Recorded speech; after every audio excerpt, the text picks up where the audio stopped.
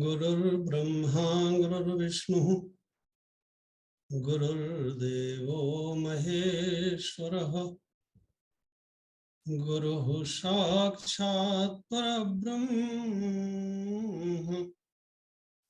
तस्मै श्री गुरुवे नमः। अखण्डमण्डलाकारम् व्याप्तं येन चराचरम्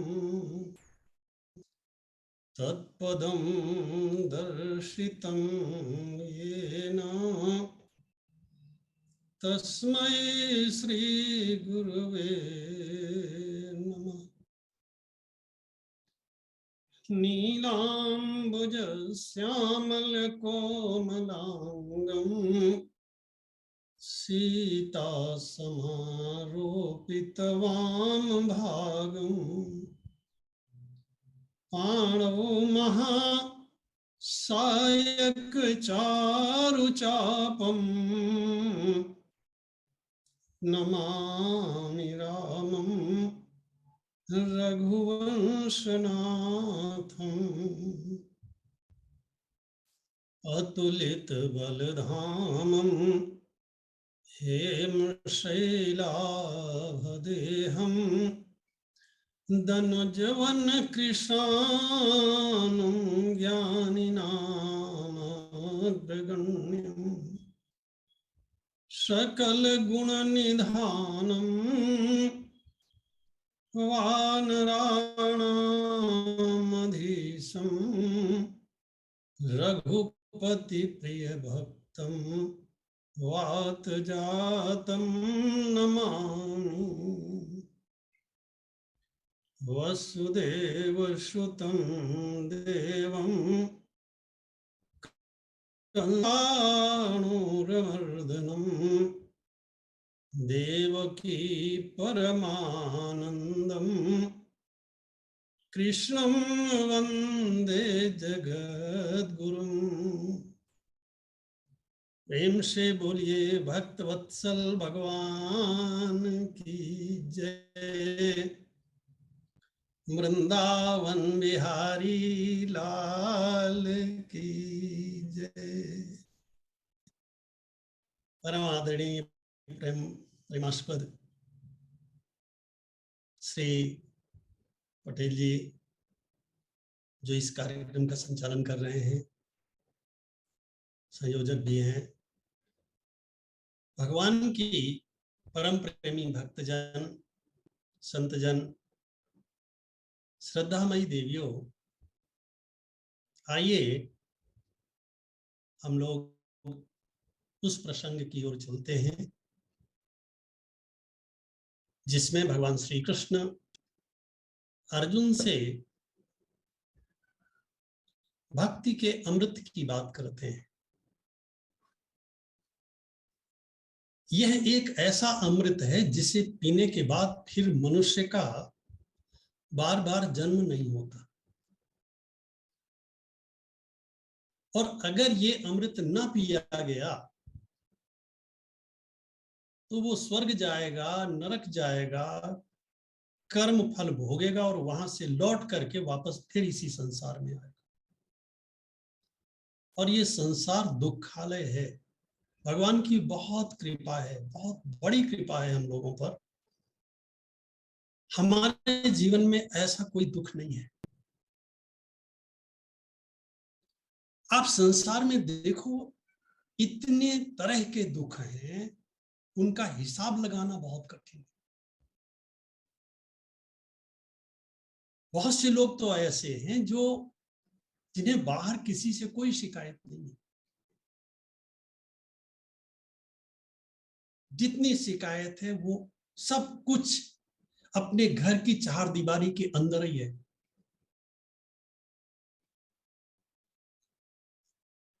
और इसका मूल कारण है, देखिए, बाहर वाले व्यक्ति से तो आप युद्ध कर सकते हैं, लड़ सकते हैं, कुछ भी कर सकते हैं, लेकिन अगर हमारा बेटा ही आकर के हमारी इच्छा के विपरीत कर्म करने लगे, तो उसे क्या कहेंगे?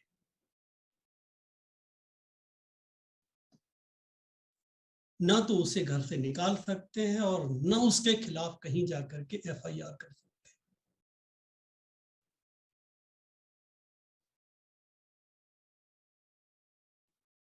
और जो व्यक्ति ममता के बंधन से बंधा हुआ है, वो घर भी नहीं छोड़ सकता। उपाय तो है, लेकिन उस उपाय की चर्चा अगर आप किसी से करिए तो वो कहेगा कि ये मेरे बस का नहीं है, मैं घर नहीं छोड़ सकता। क्यों नहीं छोड़ सकता? क्योंकि मैं बंधा हुआ हूं। ये कौन सा बंधन है? मनुष्य के स्वभाव में क्यों, प्राणी मात्र के स्वभाव में बंधन नहीं है।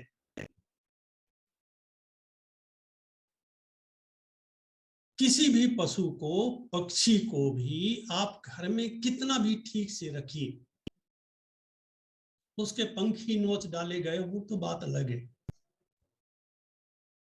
अन्यथा के घर से बाहर भाग जाए।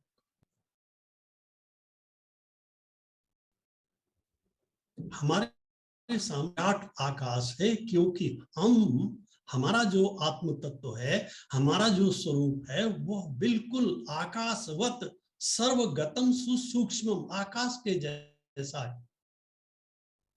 सो खुले आकाश में उड़ने वाला ये जो पक्षी है, जीव रूपी पक्षी, इस पक्षी को ममता के बंधन ने बांध लिया है।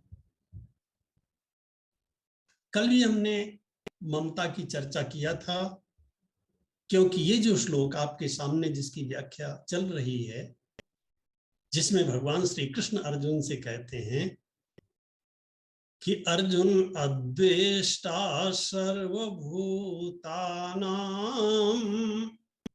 मैत्रः करुण एव च निर्ममो निरहंकारः सम दुख सुख क्षमी। मनुष्य का आचरण ऐसा होना चाहिए, किसी से द्वेष ना हो, सबके प्रति एक जैसा समान भाव का भाव हो। अच्छी बात कहनी है, कोई सुने तो ठीक, ना सुने तो भी ठीक, हमें अपने कर्तव्य का पालन करना है और ममता से रहित होकर के व्यवहार करना है। ऐसा क्यों कहा भगवान श्री कृष्ण? देखो, इसके पीछे एक रहस्य है। ममता में लोभ होता है। ममता स्वयं सबसे बड़ा लोभ है। यह भी मेरा है, यह भी मेरा है। मम माने मेरा, अहम माने मैं, अहंकार, जिसकी चर्चा भी आगे आएगी। और मम माने मेरा, संस्कृत में शब्द है मम, मेरा। निर्मम मेरा नहीं है, कुछ नहीं है। सो यह भी मेरा है, यह भी मेरा है, यह भी मेरा है, यही तो ममता है और यही तो लोभ है। ममता हृदय को कठोर बना देती है,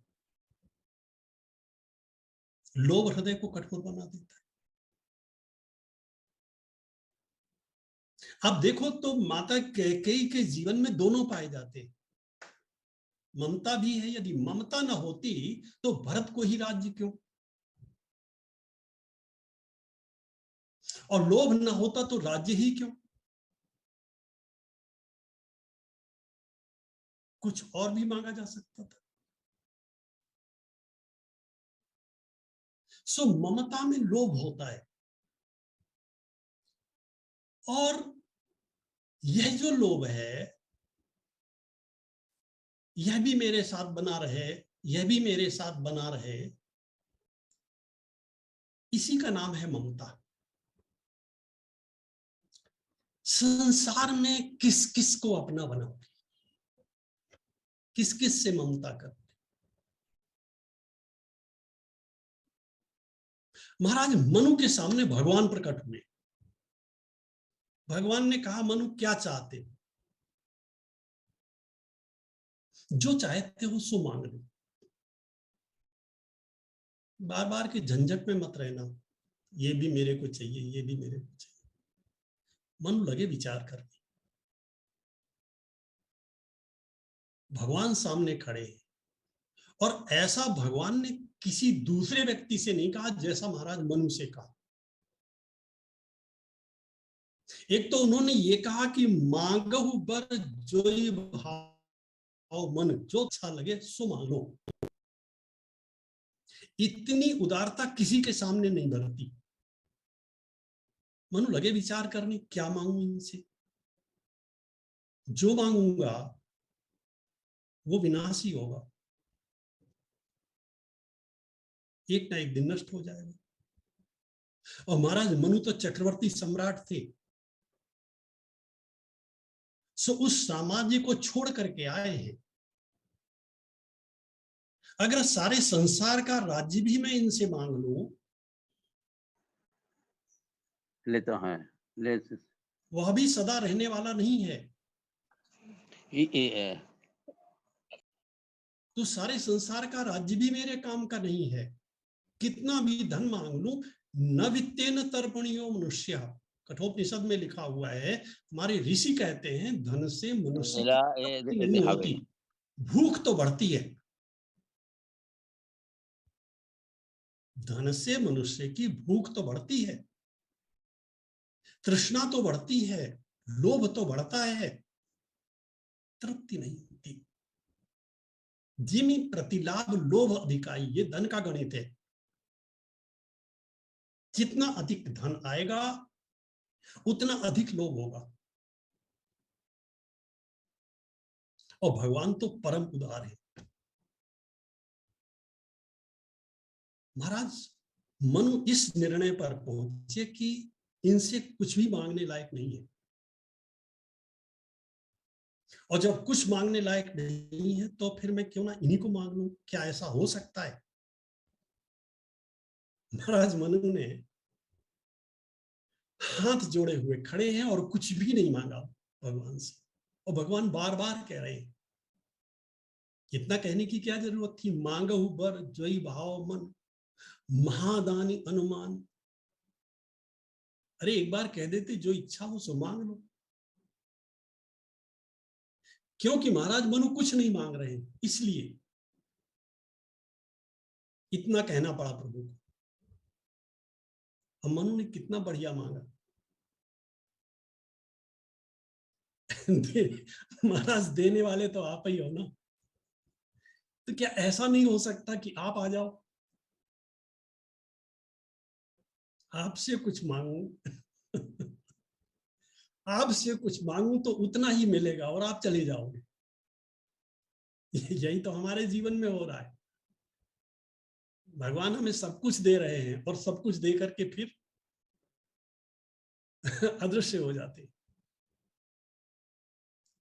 मांगूंगा तो जो मांगूंगा वह मिलेगा निश्चित रूप से, क्योंकि भगवान सामने खड़े हैं।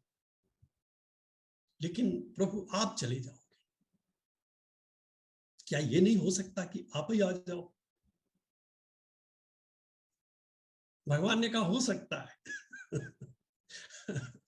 क्योंकि संसार का व्यक्ति जो नहीं कर सकता वो मैं कर सकता हूं। इसीलिए तो संसार के व्यक्ति में, दानी में और महादानी में यही तो अंतर है। महादानी वो है जो अपने आप को भी दे सके, जिसके सामने से याचक कभी खाली हाथ नहीं जाता है, कभी खाली हाथ नहीं जाता। मैं आपसे क्या बताऊं, जब मैं आपके बीच में बात करता हूं, मुझे न मालूम कितने स्मरण, कितने संस्मरण मेरे दिमाग में चलते हैं। गोस्वामी जी महाराज तो कहते हैं कि जितने उदार हमारे भगवान हैं, इतना उदार संसार में कोई है ही नहीं और हो भी नहीं सकता। ऐसो को उदार जगमाही, बिनु सेवा जो द्रवे दीन पर। बिनु सेवा, बदले में क्या चाहिए? बोले कुछ नहीं। माता पिता तो स्वार्थ से सेवा करते हैं, और ये जो परम पिता हैं, बिनु सेवा जो द्रवे दीन पर, राम सरिस को नहीं ऐसो को उदार जग माही। राम जी ने विभीषण को लंका का राजा बनाया, विभीषण की तरफ देखा नहीं।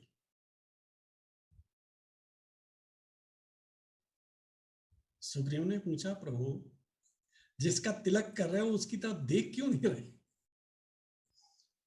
राम जी ने कहा, क्या तिलक कर रहा हूं, जिसकी लंका है उसी को तो दे रहा हूं। इस संकोच में नहीं देख रहा, अपना तो कुछ नहीं दे पा रहा। मेरा मित्र है, होना तो ये चाहिए था कि इसे मैं अपने स्वरूप का दान करता। जैसा मैं हूं वैसा इसे बना देता। और भगवान श्री कृष्ण जो भगवत गीता में ये मंत्र लिख रहे हैं, इन मंत्रों में ऐसा जादू है, ऐसी शक्ति है, ऐसी विलक्षणता है, ऐसा वैलक्षण्य है।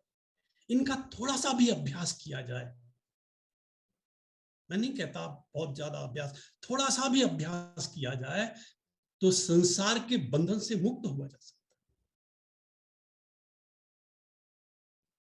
और संसार के बंधन से मुक्त होने का अर्थ है संसार के दुखों का जीवन पर कोई प्रभाव न पड़ता। बाहर की घटनाएं तो घटेंगी, उन घटनाओं को हम नहीं रोक सकते, वो घटनाएं हमारे अंदर प्रवेश नहीं कर पाएंगी।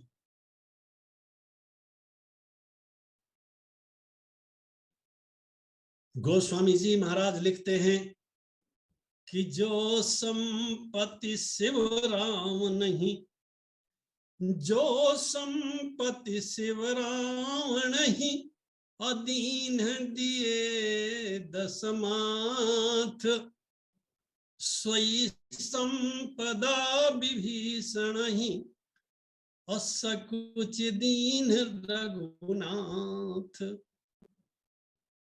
लेकिन ऐसा हम क्यों नहीं कर पाते? ममता को अपने जीवन से हम दूर क्यों नहीं कर पाते? इसका एक कारण है, ये एक रोग की तरह है, ये मन का रोग है। जैसे शरीर में रोग होते हैं वैसे ही मन में भी रोग होते हैं। और गोस्वामी श्री तुलसीदास जी महाराज ने ममता की तुलना दद्रु रोग से किया है। दद्रु माने दाद, खाज।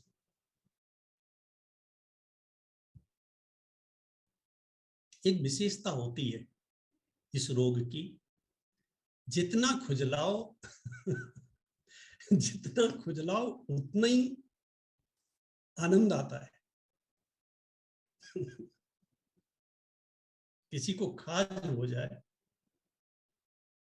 अब बिना खुजलाए रह नहीं पाता, खुजलाने में उसे मजा आता है, लेकिन परिणाम तो रोग बढ़ता जाता है। कितना बोले, जितना खुजलाता है उतना ही बढ़ता है। पहले अपने बच्चे को गोद में लिया, फिर बच्चे के बच्चे को गोद में लिया, उसके साथ ममता हो गई तो अब तो घर छोड़ा ही नहीं जा सकता है। मेरे एक मित्र हैं, 4 दिन के लिए, केवल 4 दिन के लिए ददरवा सरकार जाने के लिए मेरे से वचन दे चुके थे, मैं आपके साथ चलूंगा। तो और जब चलने की बात आई तो बोले चलता तो, लेकिन अब ये जो बालक है ये मेरे बिना रहता नहीं, बेटे का बेटा। मैं समझ गया। मैंने कहा ठीक है, आप किसके साथ खेलो, मैं चला जाऊंगा। गोस्वामी जी महाराज लिखते हैं, ममता दादो खंडो हिरिसाई, हरस विषाद गरह बहुताई, ममता दादो। इसे जितना खुजलाओगे उतना ही बढ़ेगा। इससे बचने के लिए क्या करना चाहिए? खुजलाना बंद कर देना चाहिए। थोड़ी सी, देखो अपनी जिम्मेदारी है, अपने बच्चों को पढ़ाया, उनका ब्याह कर दिया, उनकी जिम्मेदारियों का निर्वाह पूरा हो गया, यह जीवन उसी दिन समाप्त, अगले जीवन की तैयारी।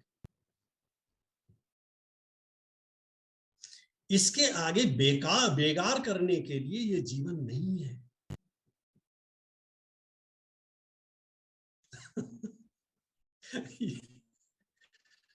इसके आगे बेगार करने के लिए हमारा यह जीवन नहीं है।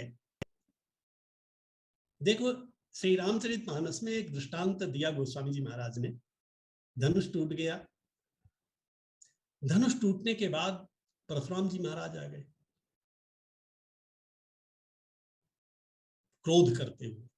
क्रोध की पराकाष्ठा उनके जीवन में दिखाई देती है। धनुष किसने तोड़ा? सौ बिलगाओ बिहाय समाजा, न तुम्हारे जय हैं सब राजा।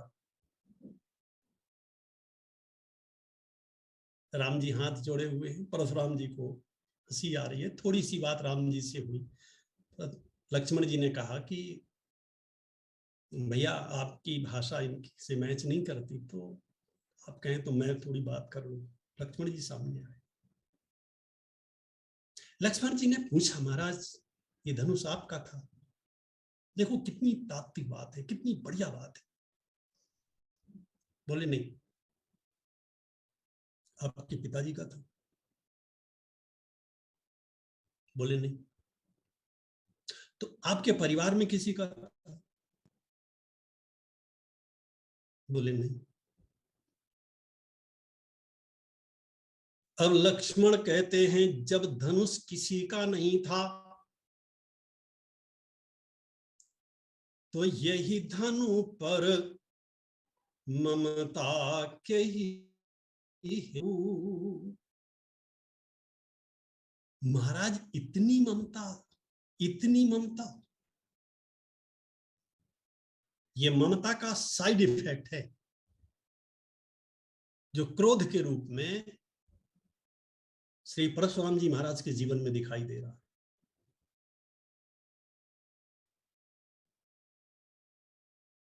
जिससे ममता होती है वह वस्तु टूटे नहीं, नष्ट न होवे, बिना यह जाने कि भोलेनाथ भगवान शंकर की क्या इच्छा है।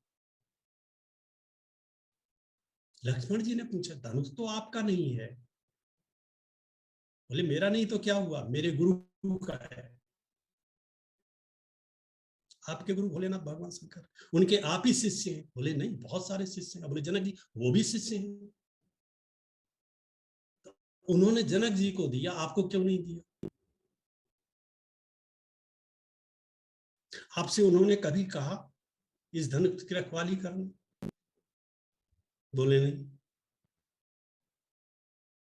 लक्ष्मण जी कहते हैं, गोस्वामी जी दूसरी जगह लिखते हैं, रावरी पिनाक में शरीकता कहां रही? महाराज इस धनुष से आपका क्या लेना देना है? हमारी स्थिति बिल्कुल ऐसी ही है। जिन वस्तुओं से हमारा कोई लेना देना नहीं है, उनके प्रति हमने अपनी ममता जोड़ रखी। ममता ने हमें बांध रखा है। हमारे ऋषियों ने एक दृष्टांत तोड़ दिया, भौरे का। भौरा इतना शक्तिशाली होता है कि वो कठोर से कठोर लकड़ी में भी छेद करने की सामर्थ्य रखता है। लेकिन वही भौरा जब कमल के अंदर बंद हो जाता है, कोमलाति कोमल कमल के पत्ते में छेद करके बाहर नहीं निकलता है, नहीं निकल पाता।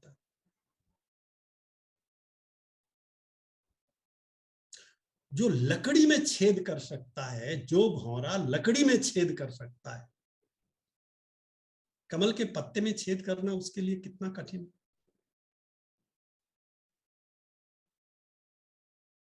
हमारे मन की यही स्थिति है। मन के हारे हार है, मन के जीते जीत, परमात्म को पाइए मन ही की प्रतीत।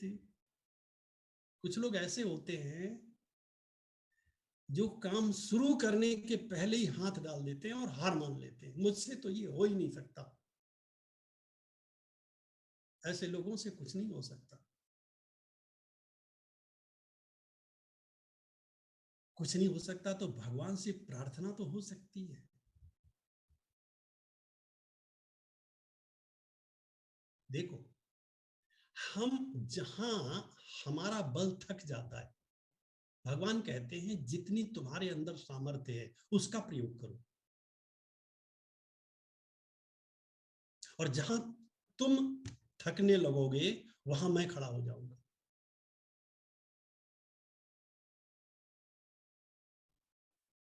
रावण को मारा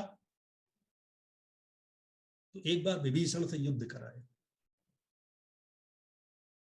और बाली को मारा तो सुग्रीव से कहा, सुग्रीव तुम जाओ लड़ने के लिए। अब सुग्रीव बेचारा एक बार राम जी की ओर देखता है, एक बार अपनी ओर देखता है। महाराज मैं बाली से युद्ध करने जाऊं? राम जी ने कहा युद्ध तो तुम ही करना पड़ेगा, लड़ना तो तुम्हें ही पड़ेगा। हाँ, मारूंगा मैं। जहां से मनुष्य का बल समाप्त हो जाता है वहां से भगवान का बल शुरू होता है।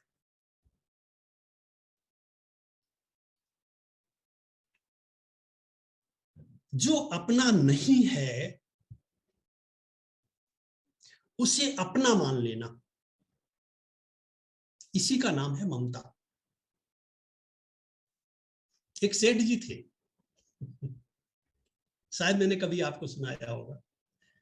ट्रेन से यात्रा कर रहे थे,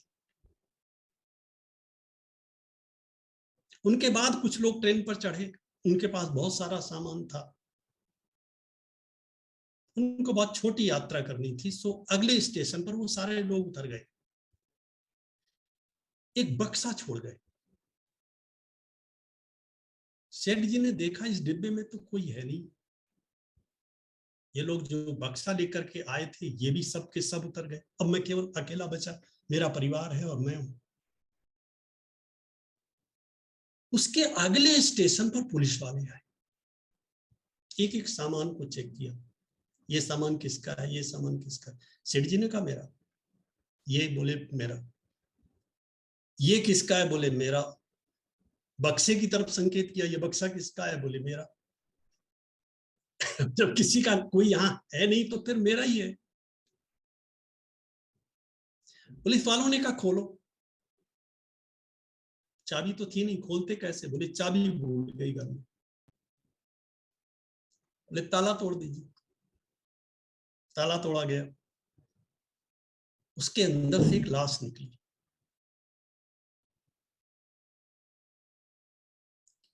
पुलिस वालों ने हथकड़ियां निकाली।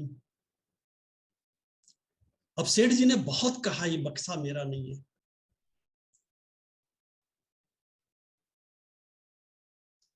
हथकड़ी पहना करके पुलिस वाले ले जा करके उन्हें जेल में डाल दिए। एक बार सेठ जी ने जो उनका नहीं था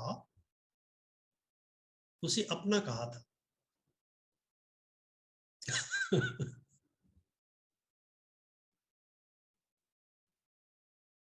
देखो, संसार का ज्ञान ज्ञान नहीं है,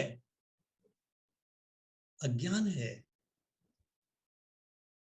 इसीलिए ज्ञान की विद्या की परिभाषा ये की गई है, सा विद्या या विमुक्त।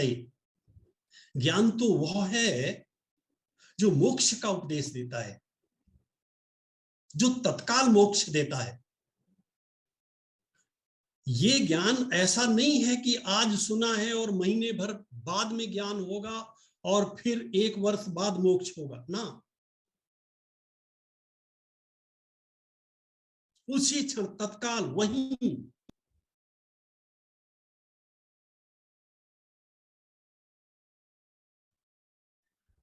सा विद्या या विमुक्त, संसार का जो ज्ञान है वो ज्ञान है ही नहीं। ये सच है कि ममता बहुत कठोर है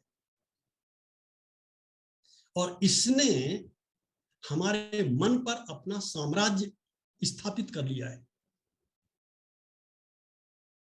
गोस्वामी श्री तुलसीदास जी महाराज तो सीधे ममता से ही बात करते हैं, अपने मन से बात करते हैं। और अगर अपना कल्याण चाहते हैं तो अकेले में बैठ करके अपने मन से बात करनी चाहिए, मन को समझाना चाहिए। देखो, मन से ऊपर है बुद्धि।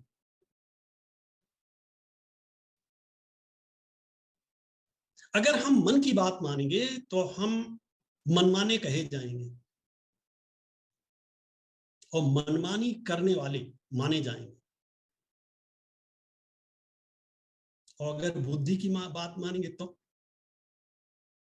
बुद्धिमान कहलाएंगे।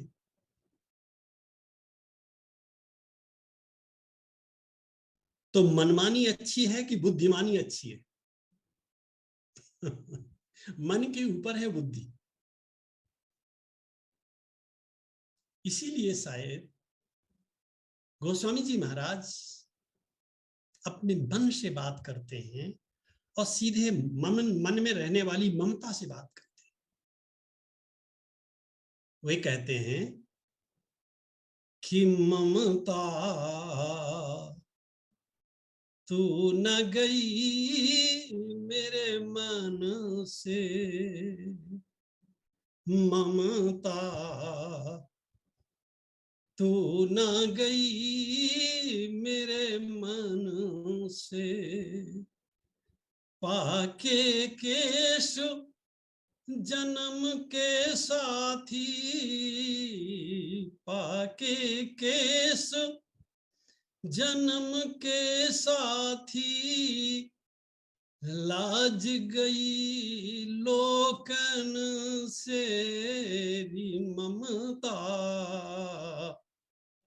तू न गई मेरे मन से। तन था के कर कांपन लागे, शरीर थक गया, हाथ कांपने लगे। तन था के कर कांपन लागे, ज्योति गई नैनन से ते ममता, तू न गई मेरे मन से। कफ पित बात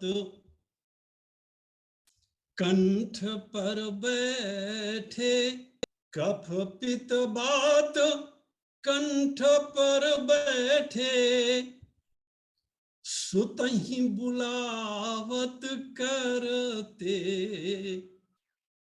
वात पित्त और कफ वृद्धावस्था में जब गले को जकड़ लेते हैं तो मुख से आवाज नहीं निकलती, संकेत से अपने बेटे को बुलाता है। कफ पित्त बात कंठ पर बैठे, सुतहि बुलावत करते रे ममता, तू न गई मेरे मन पे।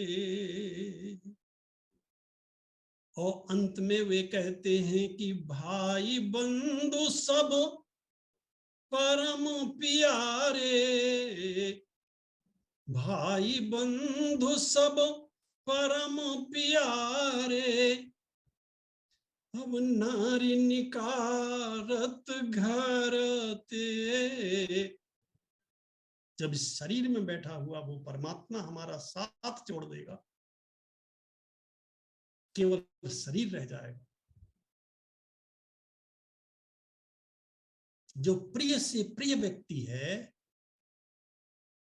वह भी उस समय यही कहेगा, क्या देर है, अब जल्दी करो। भाई बंधु सब परम प्यारे, जिनसे तुमने जीवन भर प्रेम किया है। मृत शरीरम उत्सृज काष्ठ लोष्ट समम छितऊ, ज्यादा से ज्यादा लोग शमशान घाट तक ले जाएंगे, विमुखा बांधवा यान्ति, वहीं से वापस लौट आएंगे, भगवान साथ जाएंगे। ऐसे भगवान को इसी जन्म में अपने हृदय में प्रकट करने के लिए जो दोष हैं, उन दोषों से अपने हृदय को मुक्त करके उस नित्य परमानंद स्वरूप जो परमात्मा है, उस परमात्मा के रहने के लायक बना लिया जाए, ऐसा भगवान श्री कृष्ण भगवद गीता में कहते हैं। आज की बात को यही विश्राम देते हैं, अब शेष बात कल करते हैं।